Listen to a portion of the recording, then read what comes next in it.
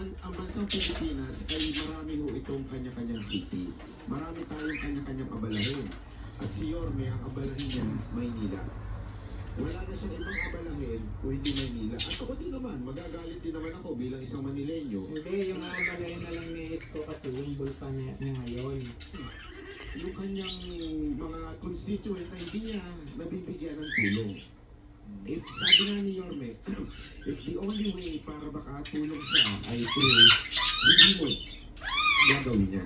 Kasi nga para sa mga taga-Maynila. Kung gusto nyo na maano yung mga sinasabi namin about sa korupsyon, eh doon kayo manood sa mga YouTube channel namin. Oh, di ba?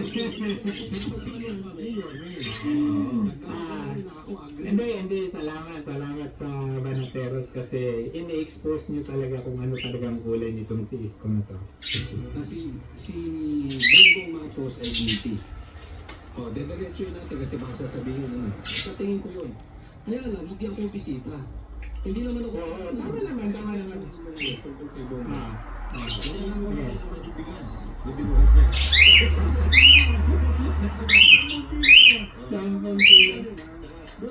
Kanya-kanya kami na yun na impact. Impact na yun, tawag ka na. Himod quit ka na. Kanina niya sinakabay kung nanonood kayo ng umpisa. Tinanong talaga ako ni Banat, sabi niya, pwede ba kitang tanongin kahit ano? Anything under the sun.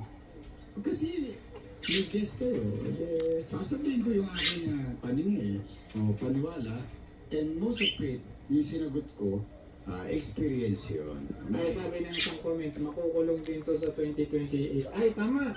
Agree ako dyan. May karanasan, no? Incident yun sa buhay natin. Pwede naman magkaibigan kayo ng magkaibang opinion kasi sa katunayan, yung kasamahan ko, kaibigan ko, yung vlogger, nandun yun eh. Nandun yun sa kabila. Yung, di ba? Pero magkaibigan, hindi naman po, yung anak ko nga,